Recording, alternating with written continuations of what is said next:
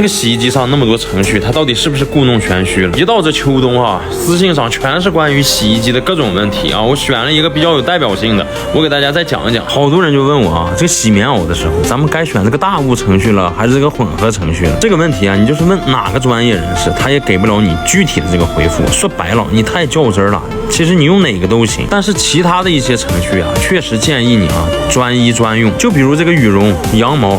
还有这儿的这个巴氏除菌，因为啥了？羽绒不好漂洗，洗羽绒服的时候啊，你选羽绒这个程序，它系统自带的3次漂洗，这你就明白为啥人家单独设定一个羽绒程序了吧？你如果羽绒服你拿这些混洗什么大雾去洗的话，漂洗次数不够，你就涮不干净。到你洗羊毛材质的时候，你一定先看衣服里头的那个水洗标，如果这个水洗标上人家就明确告你不能水洗，不能机洗，那你就即便选到羊毛程序，那你也不敢洗，看你这个羊毛材质它这个内里的这个水洗标允许不允许水洗和机洗，你再选择这个程序。当然这个程序一定比其他程序洗羊毛更专业。这个超柔这是大多数人都不知道该啥时候用的一个程序。这个程序主要是针对丝绸或者那种带亮片的，像旗袍那些比较娇嫩的比较娇弱的那些面料。这个超柔它在有些洗衣机的程序上写的不是超柔，它是丝绸。有的牌子人家写的叫什么摇篮柔洗。这个巴氏除菌啊是针对于衣服啊它能达到的一个高温除菌的这么一个程序，旁边会显示温度，一般这个温度就能达到60度，洗衣服的同时水温在60度。比方你的衣服面料它就撑不住高温，那你千万不敢给它用这个程序。生下小娃娃以后爱给小娃娃用个尿布啥的，哎，你用这个程序洗尿布可得劲儿了，那除菌效果贼好。那关于咱们常规用的什么速洗啦、混合洗啦，我前2天的视频刚讲过，视频时间有限，